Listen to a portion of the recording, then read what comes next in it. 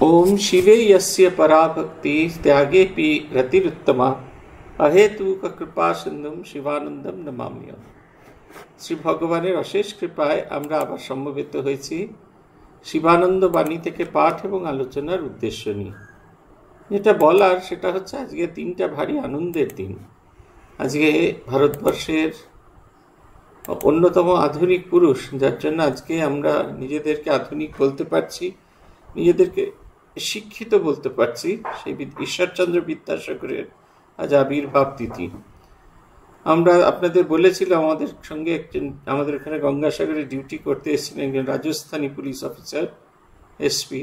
তিনি একটি ভারী সুন্দর কথা বলেছিলেন যে আমাদের রাজস্থানী মেয়েরা দুজন বাঙালি মহাপুরুষের কাছে ভীষণভাবে কৃতজ্ঞ। একজন হলেন রাজা রামমোহন রায় আর একজন ঈশ্বরচন্দ্র বিদ্যাসাগর। রাজা রামমোহন রায়ের জন্য আমাদের মেয়েরা আর সতীদাহ হয় না, নম্বর 1। আর নম্বর 2 হচ্ছে যে আমাদের ঝুনঝুন নিয়ে এসেছিলেন ঝুনঝুনু প্রদেশ থেকে, সেখানকার মেয়েরা পড়াশোনা করবার সুযোগ পেয়েছে। আমাদের হাওড়া কোর্টে একজন আছেন দিদিমণি লয়ার, তিনি এইরকম একটি অনুষ্ঠানে, দুর্গাপুজোর আগে একটি অনুষ্ঠানে গিয়েছি। সেই অনুষ্ঠানে তিনি শুধুমাত্র বিবেকানন্দের এই বিদ্যাসাগরের কথা বলছেন। আমি বললাম, এসেছি তো কাপড় বিতরণ করতে, তো বিদ্যাসাগরের কথা বলছেন কেন? তিনি বললেন, বলবো না, আমাদের মেয়েদের প্রতি জনে জনে বলা উচিত। আমরা আজ যে দাঁড়িয়েছি আপনাদের সঙ্গে সামনে দুটি কথা বলবার সুযোগ পাচ্ছি, এর জন্য যে মানুষটা সবচেয়ে বেশি কষ্ট করেছিলেন তিনি হলেন বিদ্যাসাগর। তাকে কেমন করে ভুলে যাব? তাকে তো ভুলে যাওয়া যায় না। আজকে সেই মহান ঈশ্বরচন্দ্র বিদ্যাসাগরের আবির্ভাব তিথি, আমরা খুব সুযোগ পেলাম তাকে একটুখানি স্মরণ করার। বেলুড় মঠ 7ই জ্যৈষ্ঠ শনিবার 1339 বঙ্গাব্দ 21 মে 1932। মহাপুরুষ মাঝের শরীর চলে যাওয়ার প্রায় সময় হয়ে গেছে। মহাপুরুষ মাঝের শরীর চলে গেছিল 1934 সালে, এটা 1932 সালে। ফলে এখানে যে আপনারা অনুভূতিগুলো দেখবেন সেটা অনেক সময় আপনাদের মনে হবে এরকম অনুভূতি মানুষের হয়, কিন্তু ঈশ্বর জানিত পুরুষ যখন জীবনের একবার অন্তিম পর্বে গিয়ে পৌঁছয় তাদের এই অনুভূতিগুলো হয়। এবং এই যে লেখা হচ্ছে এইগুলোকে পড়লে যদি ভালো করে লক্ষ্য করেন, আমরা এই রকম অনুভূতি মানুষজনের হচ্ছে এটা দেখেছি, এবং দেখে আমাদের কাছে এটা নতুন কিছু নয়। এই যেটি দেখতে পাচ্ছি সেটা খুব একটা নতুন নয়। সেখানে তিনি বলছেন, বিকেলবেলা জনৈক ভক্ত সাধন ভজনে মন স্থির করতে পারতেছেন না বলিয়া খুব নৈরাশ্যের ভাব প্রকাশ করিয়া মহাপুরুষ মহারাজকে বললেন, মহারাজ, চেষ্টা তো করছি কিন্তু মন স্থির হয় না, কি করা যায়? দয়া করে বলুন, আমার কি কিছুই হবে না? এই জিনিস আমাদের প্রায় সবারই, কম বেশি সকলেরই হয়ে থাকে। মহাপুরুষজি দৃঢ়ভাবে বললেন, বাবা, 1.5 মাস তো আরও ছুটি রয়েছে, যেমনটি বলছি তা করে দেখো না। অল্পেতে এত হতাশ হলে চলবে কেন? শ্রদ্ধা চাই, ধৈর্য চাই, লেগে পড়ে থাকতে হবে। একটুতেই কিছু হচ্ছে না বলে উদাস করলে হবে না।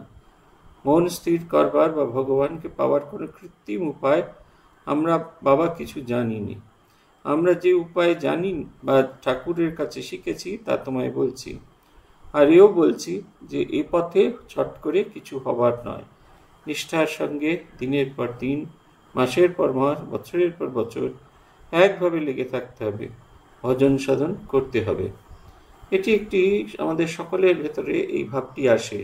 আমরা মনে করি দীক্ষাটা অনেকটা ইনস্ট্যান্ট নুডলসের মতো, খেলাম সঙ্গে সঙ্গে হয়ে গেল, আর ভগবান লাভ করে পকেটের মধ্যে ভগবান লাভের অভিজ্ঞতাটি ভরে নিয়ে ঘুরে ঘুরে গুড়গুড় গুড়গুড় করে বেড়ানো।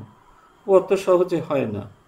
মহাপুরুষ মহারাজ কি সুন্দর বলছেন যে 1.5 মাস যে ছুটি আছে, যে আর তো কিছু হলো না, 1.5 মাস যে ছুটি আছে এইটাই সময় করে দেখো না। এই করে দেখাটাই খুব ইম্পর্টেন্ট। আমরা করে দেখতে চাই না, আমরা চর্চা করি বিভিন্ন জায়গায়, বিভিন্ন সময়ে, বিভিন্ন মানুষের মাঝখানে চর্চা করি। চর্চা করতে করতে করতে করতে আমাদের আসল সময়টা নষ্ট হয়ে যায়। নানা জায়গায় ছুটছি, নানা ভক্ত সম্মেলনে যাচ্ছি, অমুক মহারাজের কাছে যাচ্ছি, তমুক মহারাজের কাছে যাচ্ছি, নানা জনের কাছে যাচ্ছি। আমার মনে আছে একজনকে আমরা চিনি, এখনো তিনি আছেন বেঁচে। সেই ভক্তমা আসতেন এবং সব সাধুকেই একই প্রশ্ন করতেন, কি করে ভগবান লাভ হবে? তখন আমাদের একজন সাধু ছিলেন, বড় খ্যাড়খেড়ে, নিশ্চল আনন্দজি মহারাজ। তিনি বলেছিলেন, কেন কথামৃত পড়েননি দীক্ষা হওয়ার আগে? বলছে, হ্যাঁ পড়েছি। প্রথম 100 পাতার মধ্যেই তো লেখা আছে কীরকমভাবে ভগবান লাভ করতে হয়। এখনো যদি সেটা কাজে না লাগলো, তাহলে দীক্ষা তিনি সূর্যি মহারাজের আশ্রিতা, যদি সেটা কাজেই না লাগলো, তাহলে এই সমস্ত ঘুরে ঘুরে নেচে নেচে, উনি খুব দ্রুত হাঁটতেন, নেচে নেচে এখান থেকে ওখান থেকে ঘুরে ঘুরে বেড়ানোর কি মানে আছে? এটা হচ্ছে কথা। আমাদেরকে করে দেখতে হবে। শুধুমাত্র মানে কালেক্ট করছি করলে হবে না। আপনি কাস্টার্ড তৈরি করবেন, নানা জায়গা থেকে নানা রকমের ফল জোগাড় করেছেন, কিন্তু কাস্টার্ডটা আপনার তৈরি করা হচ্ছে না। যে দুধটা রেখেছিলেন সেটা ফ্রিজে থাকতে থাকতে থাকতে থাকতে নষ্ট হয়ে গেল। কাস্টার্ড পাউডারটা যেটা অনেক কাণ্ড করে নিউ মার্কেট থেকে কিনে নিয়ে এসেছিলেন, তার ডেট এক্সপায়ারি হয়ে গেল। ফলগুলো পচে গেল, কিছু খাওয়া হলো, গোটাই খেয়ে ফেলা হলো, কিন্তু কাস্টার্ড তৈরি আর হলো না। করে দেখতে হবে।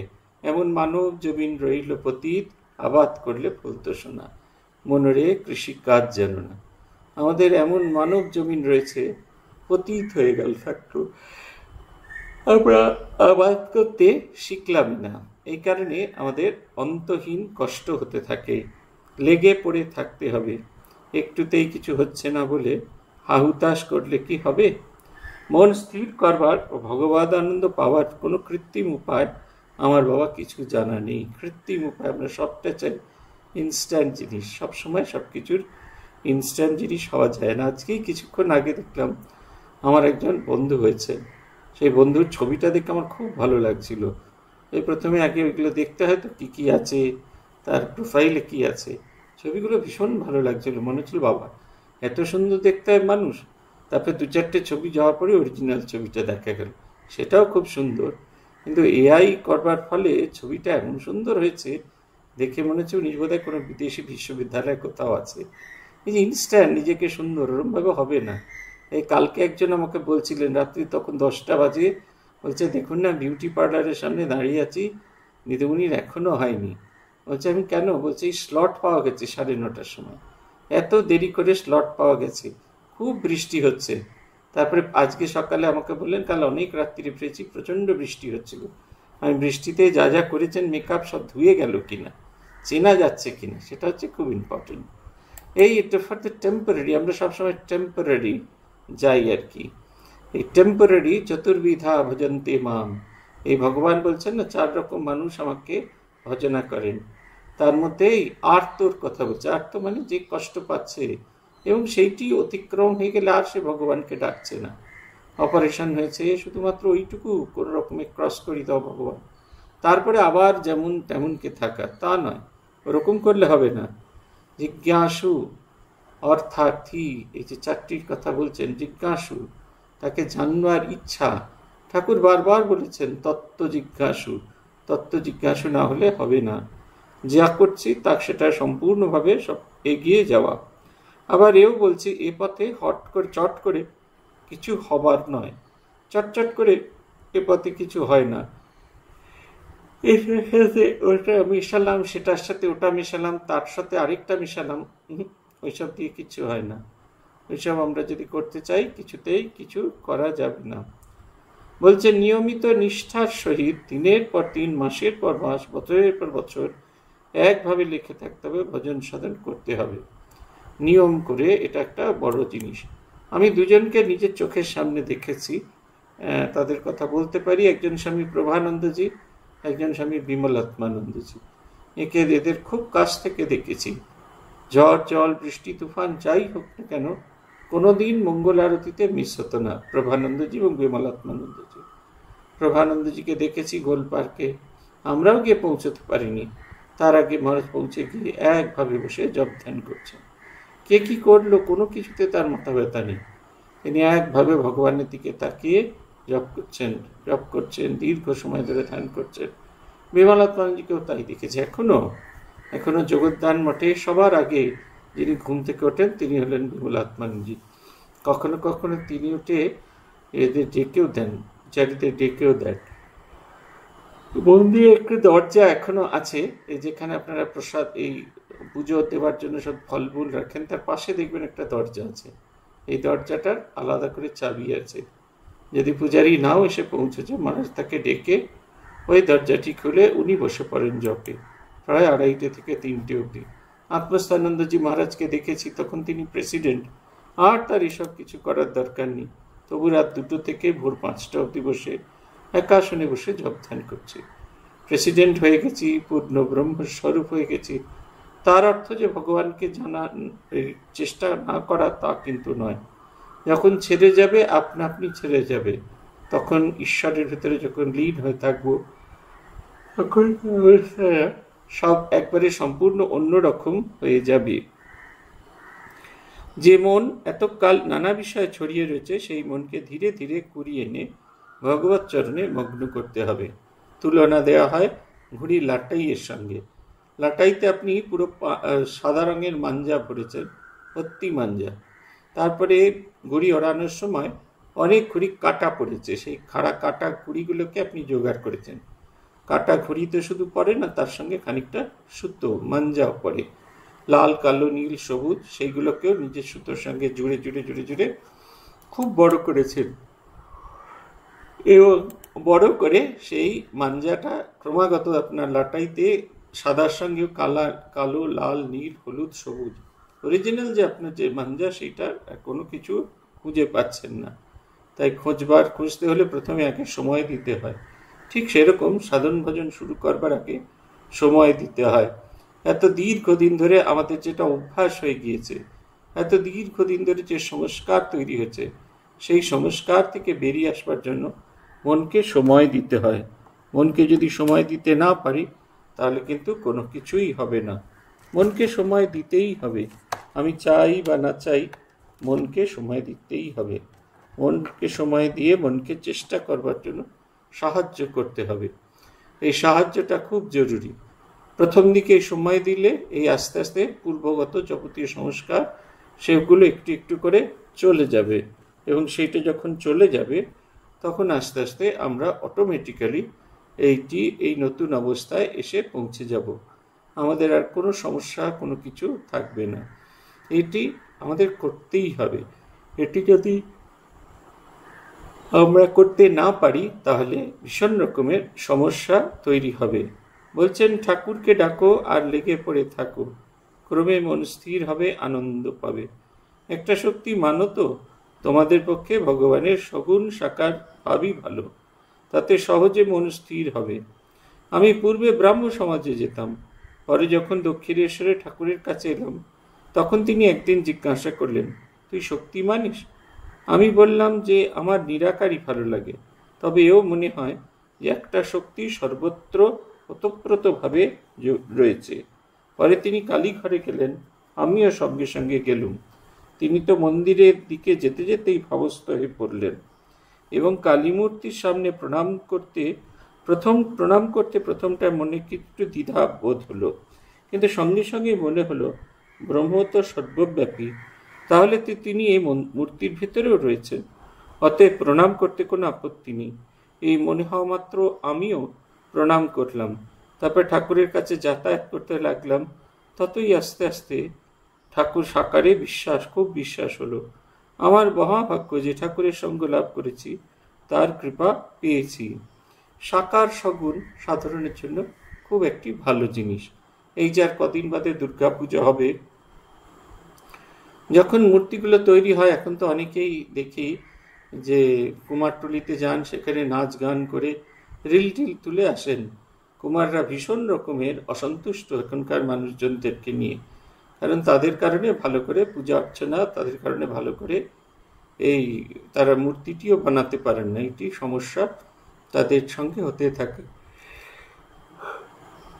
সত্যি খুব ক্লান্ত, আজকে ভীষণই ক্লান্ত, কয়েকদিন ধরে খুব ক্লান্ত। তা সেই আমাকে একজন ভারী সুন্দর কথা বলেছে, জানেন তো? বলেছেন কি, লাট্টুর মতো ঘুরে বেড়ালে শরীর কি ভালো হবে? সত্যি সত্যি কিন্তু লাট্টুর মতো আমি ঘুরে বেড়াই না, আমার না ঘুরে কোনো উপায় নেই।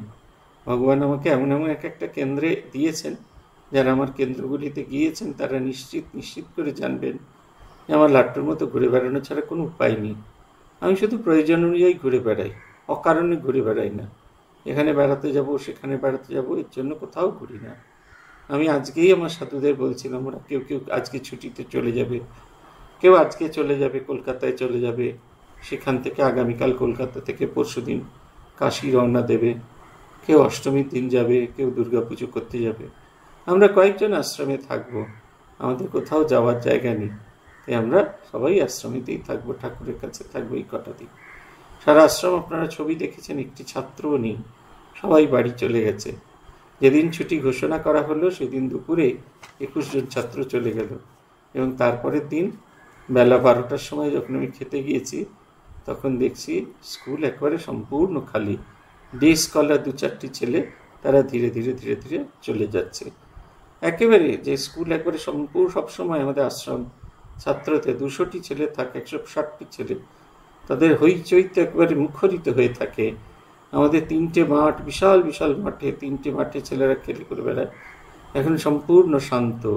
কালকে ছবি দিয়েছিলাম আমাদের মন্দিরের, কোথাও একটা অন্যান্য দিন বসার জায়গা নিয়ে রীতিমতো মারপিট হতে থাকে, আজকে বসার জায়গা নিয়েও কোনো রকম মারপিট হচ্ছে না কালকে, কারণ বসবারই কেউ কোনো লোক নেই। আমরা কটি মাত্র, 4 জন মাত্র সাধু একসঙ্গে বসে কাজ করছিলাম। এইটি হচ্ছে কথা। আমাদের এই যারা সাধারণ মানুষ আছি আমরা, আমাদের পক্ষে নির্গুণ নিরাকার ব্রহ্মকে মনকে নিবিষ্ট করাটা কঠিন। মূর্তিতে বিশ্বাস করলে, মূর্তিকে বিশ্বাস করলেই ভালো। আমরা সবাই জানি খড়, মাটি, বিচলি এসব দিয়ে এই মূর্তিটা তৈরি হয়েছে, কিন্তু যখন মন্ত্রাদি পড়া হয়, যখন তাকে দেখি, তখন ঈশ্বরের স্বরূপ আমাদের মনে পড়ে।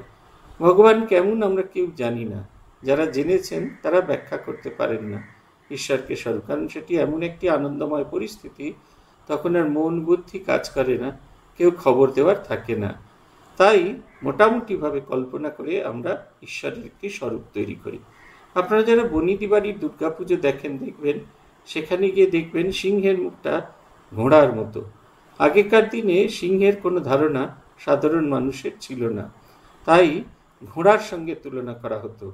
আমি পুরনো দিনের যারা ছিলেন, যারা পুরনো দিনের পটুয়া, তাদের কাছে শুনেছি, তারা তাদের বাবার কাছে শুনেছে যে এরকম বলা হতো যে খুব হিংস্র মুখখানা হবে। আপনারা দেখবেন এই সিংহগুলো সাধারণ সিংহর চেয়ে বেশি হিংস্র দেখতে, আর ঘোড়ার মতো দ্রুত গতি সম্পন্ন। তাই দেখবেন ওই যে ঝাঁপ দিয়েছে, এর সঙ্গে 2টি জানোয়ারের খুব প্রভাব রয়েছে। ঘোড়া তো আছেই, তার সঙ্গে আমাদের চেনা পরিচিত জানোয়ার কুকুর, আর তার সঙ্গে হায়না বা শেয়ালের, এদের আছে। শেয়াল অনেককেই দেখেছে তখনকার দিনে, গ্রাম বাংলায় হামেশাই দেখা যেত। আমাদের এখানে তো আমরা দেখতেই পাই শেয়াল, রোজই দেখি শেয়াল।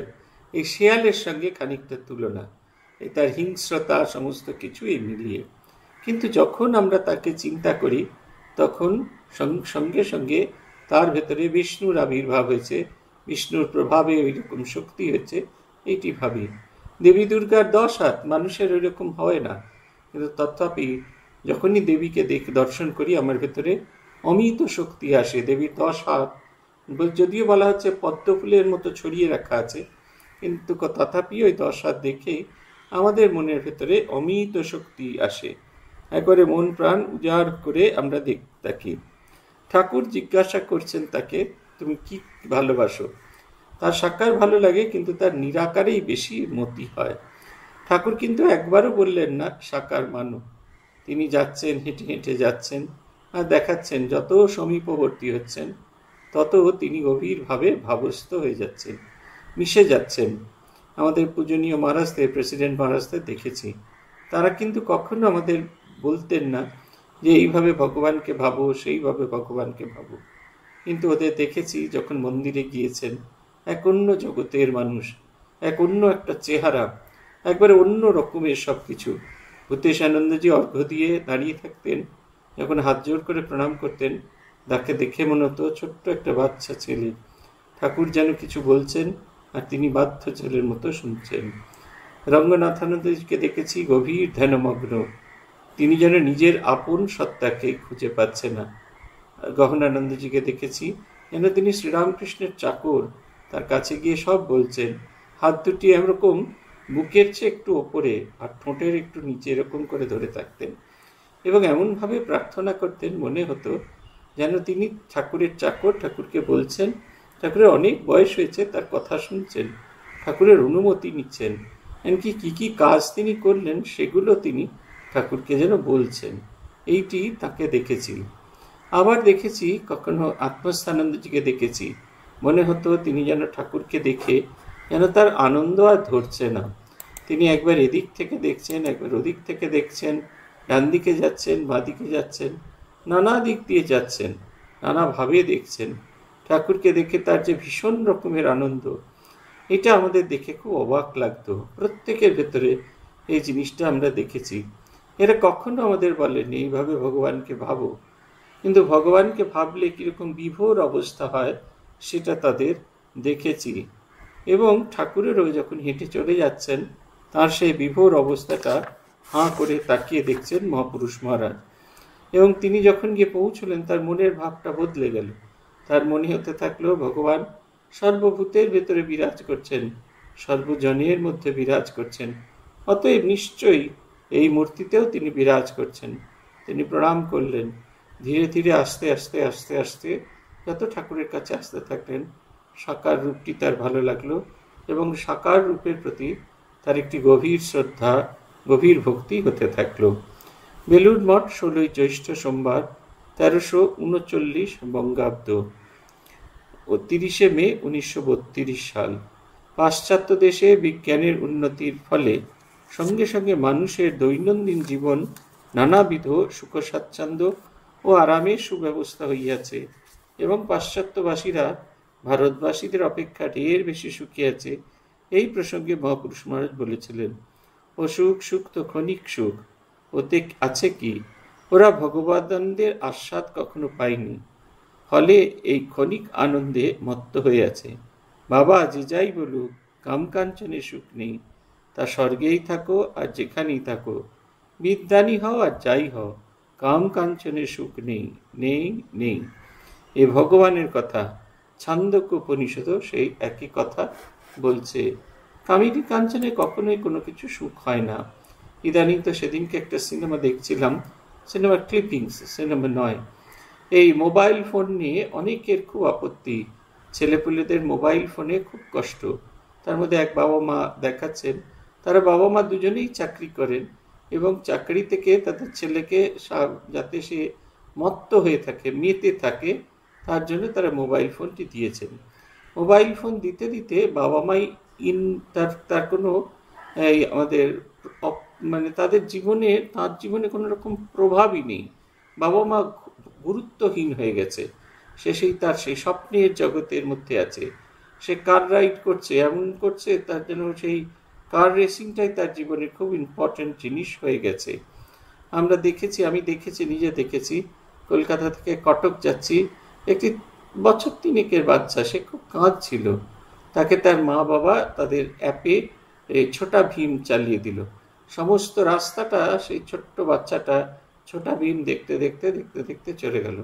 বাবা মা নিশ্চিন্তে খাচ্ছে, গল্প করছে, হইচই করছে। ছোট বাচ্চাটা একবারও তাকে প্রভাবিত করছে না। এইসব দেখতে দেখতে আমাদের এখানকার কথা মনে পড়ে। এখানে জানেন তো, ক্ষুধার কারণে ছোট ছোট বাচ্চা ছেলেদের মহুয়া খাওয়ানো হয়। মহুয়া খাইয়ে দেয়, আর মহুয়া খাওয়ানোর ফলে তারা ইনটক্সিকেটেড হয়ে যায়। ইনটক্সিকেটেড হয়ে তারা আর অন্য কোনো কিছু জানতে চায় না। কোনো কিছুর প্রতি তাদের কোনো রকম সামান্যতম আসক্তিটুকু হয় না। তারা ডুবে থাকে ওই ভাবনা চিন্তার মধ্যে, তারা ডুবে থাকে একটা অন্য জগতের মধ্যে। এই জিনিসটা আমরা ভীষণভাবে লক্ষ্য করেছি। মানুষ এই ইনটক্সিকেটেড হয়ে থাকতে চায়, নেশার মধ্যে থাকতে চায়।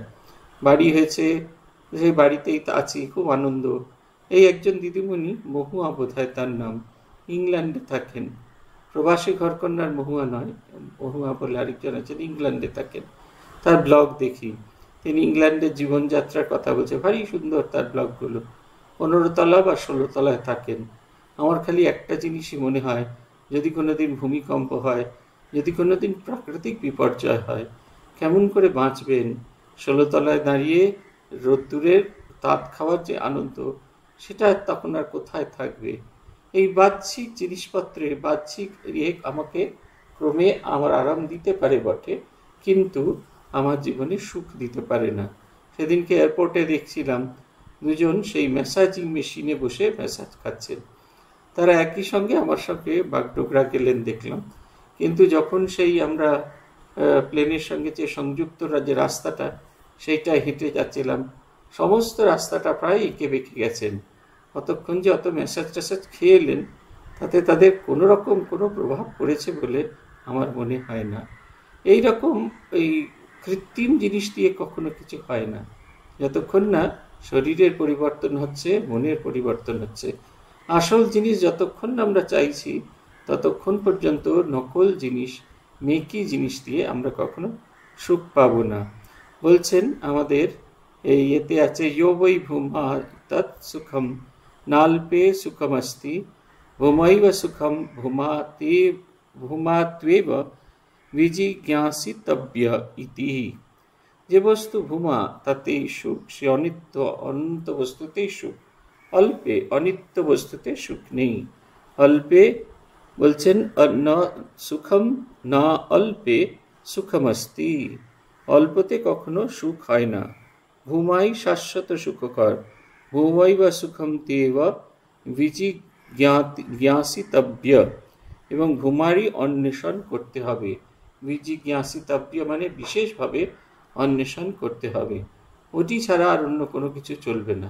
শ্রীমদ্ ভগবত গীতার 11 অধ্যায় বিশ্বরূপ দর্শন যোগে যখন অর্জুন শ্রীকৃষ্ণের সমস্ত রূপটি দর্শন করলেন, তখন তার দুটি অনুভব হলো। এই জগৎ সংসারে যদি সবাই ছেড়ে চলে যায়, তুমি আমাকে কখনো ছেড়ে যাবে না। আর দুই হচ্ছে, সেই কারণে আর কাউকে অন্বেষণ করব না, শুধু তোমাকেই খুঁজবো। পরমম বেদিতব্যম, জানার জন্য যদি আর কিছু থাকে সুপ্রিম, সেই জানার জন্য আমার যদি জগতে আর কিছু আমার কাছে থাকে, সে একমাত্র তুমি, সে একমাত্র তুমি, আর সে একমাত্র তুমি। শুধু তোমাকেই খুঁজবো, তোমাকে ছাড়া আর অন্য কোনো কিছুকে খুঁজবো না। আর অন্য কোনো কিছু আমার চাইবার নেই। এইটি বারবার বারবার এই বলা হচ্ছে, বারবার এই কথাটি বলা হচ্ছে, এবং বলতে বলতে বলতে বলতে এই ভাবের ভিতরে লীন হয়ে যাওয়ার কথা বলছেন। বলছেন যে বিজ্ঞান নাড়াচাড়া করছে জড়বস্তু নিয়ে, জাগতিক জিনিস নিয়ে। যে দেখুন, কয়েকদিন আগে, 2-3 দিন আগে ইন্টারভিউ পড়ছিলাম। এই কলকাতা শহর আপনারা সকলেই এখন জানেন জলমগ্ন হয়ে গেছে। কলকাতার বহু রাস্তাতে এত জল হয়েছে, সেখানে এই বিদ্যুৎ স্পৃষ্ট হয়ে বহু মানুষ মারা গেছে। সেই কারণে ইলেকট্রিসিটি বন্ধ হয়ে গেছে। অনুপ ঘোষালের স্ত্রীর কথা, স্ত্রীর একটা ইন্টারভিউ পড়ছিলাম। তিনি বলছেন, কি করে আজে আছি বোঝা যাচ্ছে না, কারণ লিফট অব্দি জল ঢুকে গেছে, তাই লিফটে না ওঠানামা করতে পারছি না। পায়ে হেঁটে তো সিঁড়ি ভাঙতে পারি না, তাই ওপরে হাই রাইজ বিল্ডিংয়ের ওপরেই বসে আছি। কাউকে ওপর থেকে নিচে ডাকতেও পাচ্ছি না, কারণ গলা সেই অবধি পৌঁছচ্ছে না। টেলিফোনে কাউকে যে ডাকবো, ফোনে কোনো চার্জ নেই, সেই কারণে ফোনও কাউকে করতে পারছি না। ইলেকট্রিসিটি নেই, প্রচণ্ড গরমে আছি। আর তার চেয়ে বড় কথা, এত কষ্ট হচ্ছে, কিন্তু জল নেই, পাম্প চলছে না, তাই জলও নেই। সমস্ত হাই রাইজ বিল্ডিং, টাওয়ার জলহীন হয়ে আছে। এইটা হচ্ছে কথা। এই অবস্থা অদ্ভুত রকমভাবে থাকে। তাহলে তৃপ্তি কোথায়, তাহলে শান্তি কোথায়? ভোগের ভিতরেই ভোগের অশান্তি, ভোতেরিত অশান্তির বীজ। না জাতু কাম কামান উপভোগেন শাম্যতি হবিষা কৃষ্ণবৎমৈব ভূয় এবাভিবর্ধতে। কাম্য বস্তু উপভোগের দ্বারা কখনো কামনার শান্তি হয় না, বরং কৃতনিক্ষেপ দ্বারা যেমন অগ্নি অধিকতর সতেজ হয়, সেই রকম কামনা ভোগের দ্বারাও আরও বেড়ে যায়। আজকে বাস্কিন রবিন্সের আইসক্রিম খেলেন, খাওয়ার পরে আপনার যতটা মনে ইচ্ছা ছিল সব খাওয়া হয়ে গেল। বেলজিয়াম চকলেট খাওয়া হয়ে গেল, 2-in-1 খাওয়া হয়ে গেল, স্ট্রবেরি খাওয়া হয়ে গেল, সব খাওয়া হয়ে গেল। আর খাবার মতো অবস্থা নেই, চলে গেলেন। আপনি ভাবলেন, এই যে আজকে 2000 টাকা খরচ করে আইসক্রিম খেলাম, আর কোনো রকমভাবে কোনো কষ্ট আমার নেই। আবার পরের দিন ওই রাস্তাতেই যখনই আসছেন, তখনই মনে হয়, আগের দিন তো খেয়েছিলাম, আজকে ছোট করে 100 মিলিলিটার ছোট 50-এর কাপে খাবো, তাহলে টাকাও কম খরচ হবে আর খাওয়াটাও কম হবে।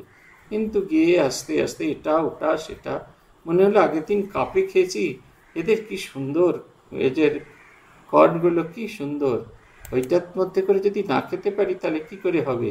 ওপরটায় বাদাম লাগানো আছে, কত কি আছে, তারপর একটা টিস্যু পেপার দিয়ে র্যাপ করে দেবে। এ কি আছে, অসুবিধা কি আছে? এই অসুবিধা কি আছে বলে রোজ খাচ্ছি, অ্যাডিক্টেড হয়ে গেছি, বারবার অ্যাডিকশান হয়ে গেছে। আমি দেখেছিলাম খড়গপুর স্টেশনে কতগুলো অল্প বয়সী বাচ্চা, তারা ট্রেনের মধ্যে ভিক্ষা করে, সবাই বারণ করছে তাদের ভিক্ষা দিতে। তারা ট্রেন ঝাঁট দেয়, ঝাঁট দেওয়া হয়ে গেলে খাবার চায় আর পয়সা চায়, খাবার না দিলেও পয়সা দেওয়ার কথা বলে। কি করে তারা, তাই দিয়ে ফেভিকল বা ডেনড্রাইট কেনে, আর সেই কাপড়ের মধ্যে ফেভিকল বা ডেনড্রাইট দিয়ে সেটা শুকতে থাকে, শুকতে শুকতে শুকতে শুকে অ্যাডিকশান ট্রেন স্টেশনের মধ্যে পড়ে আছে অল্প বয়সী ছেলেপুলেরা। কি অদ্ভুত নেশা তার মধ্যে পড়ে আছে। তাই যতই নেশা করতে থাকবো ততই তার মধ্যে ডুবে যাব। পরে জীবনে শান্তি লাভের করার প্রসঙ্গে বলেন, অনাত্ম বস্তুতে শান্তি নেই, আত্মজ্ঞান লাভেই প্রকৃত শান্তি। আর সেই শান্তির সন্ধানও করতে হবে ভেতরে। শান্তি ভেতরে আছে, বাইরে নেই। জ্ঞান, ভক্তি, ভগবত প্রেম সব ভেতরে। সাধন ভজন করো, ভগবানকে ডাকো, বাবা শান্তি তিনি ভেতরে দেবেন নিশ্চয়। আজকে দেখছিলাম একজন পাঠিয়েছেন একটা ছোট্ট ভিডিও ক্লিপিংস, আমেরিকার একটি দ্বীপের কথা লিখছেন, যে দ্বীপের ভেতরে একটি দেওয়াল আছে, একটা পাহাড় মতো আছে, খুব অল্প, খুব এন্ট্রিটা খুব ছোট, সমুদ্রের মধ্যে তো ঢুকবার সময় খুব কষ্ট করে তার মধ্যে ঢুকতে হয়, কিন্তু ভেতরে গিয়ে সেই দ্বীপ, সেই পাহাড়ের খানিকটা অংশ ফাঁকা, সে আলোটা এসে সে জলেতে পড়েছে, তার সেই নীলাচ আলো, সেইটা দেখার জন্য লোকে মুক্ত হয়ে হাঁ করে থাকে। কিন্তু বলছেন যে খুব কষ্ট করে ভেতরে ঢোকা যায়, বেরিয়ে আসাটা আরও কষ্ট, কারণ সমুদ্রের ধাক্কায় ভেতরে ঢুকে গেলেও সমুদ্রের ধাক্কায় ভেতর থেকে বেরোনো যায় না। সেই যে এই পাথরটার ভেতরে ঢোকার জন্য একটা কৃত্রিম লাগানো আছে, একটা দড়ি লাগানো আছে। আপনারা যদি গুজরাটে মহাত্মা গান্ধীর বাড়িতে গিয়ে থাকেন তাহলে অবশ্যই দেখবেন, গুজরাটি পুরনো মাটির বাড়িতে যদি কে দেখেন, দেখবেন আমাদের যেমন সিঁড়িতে একটা রেলিং লাগানো থাকে ধরে ধরে ওঠানোর জন্য, ওখানে সেরকম নেই, একটা লম্বা দড়ি ফেলা আছে, আর সেই দড়িতে 8-10টা গাঁট আছে, সেই গাঁটগুলোকে ধরে ধরে ধরে ধরে সিঁড়ি দিয়ে উঠতে হয়। মহাত্মা গান্ধীর বাড়িতে গেলেই আপনারা দেখতে পাবেন পুরনো দিনের গুজরাটি ঘর এইরকমই, লম্বা একটা মোটা দড়ি ফেলা আছে, তাতে অনেকগুলো গিট আছে, সেই গাঁটগুলো ধরে ধরে সিঁড়ি দিয়ে, মাটির সিঁড়ি দিয়ে একতলা থেকে দোতলায় উঠতে হয়। সেই রকম সেইখানে ওই রকম একটা দড়ি আছে এবং তাতে গিট লাগানো আছে। সমুদ্র বারবার ধাক্কা দিয়ে সেই গর্তের ভেতরে ফেলে দিচ্ছে, আপনার যে নৌকা সেটা জলে ভর্তি হয়ে যাচ্ছে, আর তাও আপনি ওইটা থেকে বেরোতে খুব কষ্ট। তাই বলছেন যে যা কিছু আছে বাইরে কোথাও কিছু নেই, সব শক্তি সব আনন্দ ভেতরের মধ্যে আছে। বলছেন ডুব ডুব ডুব খুঁজলে পাবি হৃদয় মাঝে বৃন্দাবন, দীপ দীপ দীপ জ্ঞানের বাতি জ্বলছে সেটা অনুক্ষণ। আমরা যদি নিজের ভেতরে অন্বেষণ করি, নিজের ভিতরে তাকিয়ে দেখি, তাহলে অবশ্যই সেই আলোর সন্ধান পেতে পারব। রাত্রে দীক্ষা সম্বন্ধে বললেন, দীক্ষা অনেক রকম, সকলকে যে জপের মন্ত্র নিতে হবে এমন কি কথা আছে? সকলের ভাব তো আর একরকম নয়, আর আধারও সব ভিন্ন ভিন্ন। অবশ্য সাধারণ গুরুরা এসব পার্থক্য বুঝতে পারে না। কারো সাকার ভালো লাগে, কারো নিরাকার, সাকার নিরাকারের মধ্যে আবার অনেক রকম আছে। কারো ধ্যান ভালো লাগে, সে ধ্যান করবে, কারো জপ ভালো লাগে, সে জপ করবে, কাউকে আবার ধ্যান জপ দুই করতে হবে। কার কি ভাব, কার কি ঘর তা জেনে তবে সেভাবে সাধককে উপদেশ দিতে হয়, নইলে সব এক ছাঁচে ফেলে দিলে তাতে আধ্যাত্মিক উন্নতি হতে বিলম্ব হয়। আপনারা অনেকেই এই ভাবেন যে রামকৃষ্ণ মিশনে যে একই সঙ্গে দীক্ষা দেওয়া হয়, একই সঙ্গে মন্ত্র দেওয়া হয়, তা কিন্তু নয়।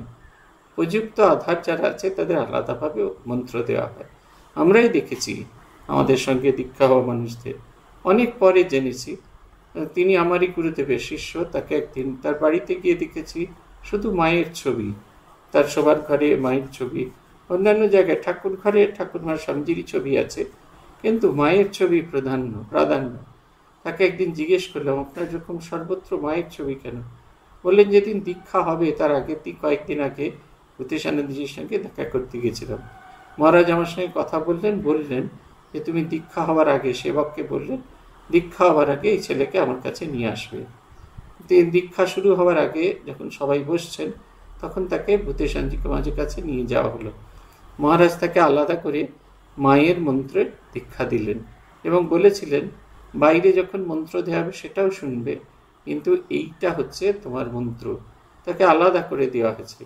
এখনকার গুরুদেবেরও অনেককেই দেখেছি এরকম আলাদা আলাদা করে দিচ্ছেন, আলাদা আলাদা ভাব অনুযায়ী দিয়েছেন। আমাদের ঠিক চাহিদাটা, এইটা শুনে আবার অনেকে আবার আমাকে বলতে পারেন, আপনি একটু বলতে পারেন অমুক জায়গায় মহারাজ বলেছেন তার বক্তৃতায় আলাদা দেওয়া হয়। তখন এরকম হবে না। আপনার যদি আকুতি থাকে ঠিক আপনি এই ব্যবস্থাটি পাবেন, নাহলে হয় না। বলছেন এই কার কীরকম ঘর সেই রকম জেনে করতে হয়। আপনারা দেখবেন নিজেদেরই আপনারা বুঝতে পারবেন, সাধন ভজন করতে করতে কারোর জপ করতে খুব ভালো লাগে, কারোর ধ্যান করতে খুব ভালো লাগে, কারোর আবার মানুষ উপচারে পূজা করতে খুব ভালো লাগে। সেদিনকেই একজন বলছিলেন, তিনি উদ্বোধনের কোনো একটা জায়গায় মহাপুরুষ এই অখণ্ডানন্দজির একটা জিনিস পেয়েছেন। অখণ্ডানন্দজি মানস উপাচারের পুজোর একটা ভারী সুন্দর বর্ণনা দিয়েছেন। নানা বস্তু খেতে দেবে, মুখ হাত পা দেবে, তারপরে প্রদীপ দিয়ে আরতি করবে, 1 দ্বীপ 3 দ্বীপ 5 দ্বীপ, তারপরে শেষ হয়ে গেলে ফুল দাও, পায়েতে স্তূপাকৃত পদ্ম শেষ হয়ে গেলে জবা শেষ হয়ে গেলে জুঁই, বেল, মালতী। বলছে আমার এই ভাবটি খুব ভালো লেগেছে, জানেন তো, আমি দিনের পর দিন ওই ভাবটিকে আগে ভাবতুম। যে অখণ্ডানন্দজির কথা শুনে খুব ভালো লেগেছে। দেখুন সবাই একই রকমভাবে দীক্ষা হয়েছে, কিন্তু এর প্রভাব নানা জনের মধ্যে নানাভাবে এটি আসে। আমার কোন ভাব এটি নিয়ে এগিয়ে গেলে আমার জীবনের সাধন উন্নতি হবে। সাধু ভক্তদের ঘোরাঘুরি সম্বন্ধে বললেন, দেখো ভক্তদের বেশি ঘুরে বেড়ানো ভালো না, তাতে ভক্তি লাভের হানি হয়। তাই একটু আধটু ঘুরে চুপচাপ এক জায়গায় বসে সাধন ভজন করতে হয়, তবে ভাব ভক্তি জমে। বেশি ঘোরাঘুরি করলে ভাব শুকিয়ে যায়। অবশ্য পরিব্রাজক অবস্থা আলাদা, তখন থাকতে হয় একটি ব্রত নিয়ে। এই যে আপনারা অনেকেই নর্মদা পরিক্রমার কথা শুনেছেন, নর্মদা পরিক্রমার নিয়মটা, এখন তো গাড়ি করে নর্মদা পরিক্রমা হয়, কিন্তু নর্মদা যারা সত্যিকারের পরিক্রমা করেন তাদের কতগুলো নিয়ম আছে। যেমন কাছে কোনো অর্থ রাখা যায় না, একদিনের বেশি খাওয়ার সম্বল থাকা যায় না, এমনকি পোশাক আশাকও খুব সাধারণ, আর একখানি মাত্র কম্বল কাঁধে নিয়ে রেবা নদীকে ডান দিকে রেখে অর্চনাকে চলতে হয়। কখনো ভালো পথ পাওয়া যায়, কখনো কাঁটা বন পাওয়া যায়। নর্মদার তীরবাসী সবাই মা নর্মদার কৃপায় সকলকে খাদ্য, বস্ত্র এবং বাসস্থান দিয়ে থাকেন, কিন্তু আপনাকে একদিনে 1 রাত্রের বেশি আপনি অন্য কোনো স্থানে থাকতে পারবেন না। 1 রাত্রের বেশি যদি কোনো স্থানে থেকে গেলেন তাহলে আপনার এই যাত্রাপথ ভঙ্গ হয়ে গেল। এইভাবে একদিকে নর্মদাকে একদিকে রেখে যাত্রা শুরু করে আবার সেই সঙ্গমের কাছে সেটা পেরিয়ে আবার অন্য দিক থেকে মূল পথের দিকে যাত্রা করা। সব দিক আপনি যেভাবেই যান না কেন, আপনার ডান হাতে, আপনার ডান দিকে মা আপনার সঙ্গী হয়ে হয়ে যাওয়া, এটা পরিব্রাজক অবস্থার কথা। সেখানে সমস্ত রাস্তায় যাওয়া, কিন্তু এই ফালতু ঘুরে বেড়ানো, এইখানে গেলাম সেইখানে গেলাম ওইখানে গেলাম, এতে শরীরে ক্লান্তি তৈরি হয়। যখন আমরা জপ ধ্যান করতে বসি তখন আমাদের ভেতরে অলস্য ভাব, অবসন্ন ভাব এসে আমাদেরকে ঘিরে ফেলে। তাই সাধন ভজন করতে চাই, ভগবত প্রীতি লাভ করতে চাই, আমাদের চেষ্টা করতে হবে মন প্রাণ উজাড় করে ভগবানের কথা ভেবে একাত্মতার ভাবে ভাবিত হওয়া। তার ভাব যত চিন্তা করতে থাকবো সেটি ঘনীভূত হবে। আপনারা আমার ক্লাসে তো মায়েরাই বেশি, তাই উদাহরণটা দিলে খুব ভুল হবে না। আপনারা যখন দুধ ক্ষীর তৈরি করেন তখন দুধটা পাতলাই থাকেন, আগুনেতে বসিয়ে তারপরে যত সেইটাকে নাড়ানো চাড়ানো হতে থাকে, যত সেটি ফুলতে থাকে ক্রমাগত তার ঘনত্ব বাড়তে থাকে, তারপর একটা সময় এত ঘন হয়ে যায় সে শুধুমাত্র ক্ষীরই তার থেকে পাওয়া যায়। ঠিক সেই রকম সাধন ভজনও যত তীব্রভাবে করা যায় তত তার ভাবটি ঘনীভূত হতে থাকে, এবং যত ঘনীভূত হতে থাকে তত ঈশ্বরীয় আনন্দ আরো বেশি করে পাওয়া যায়।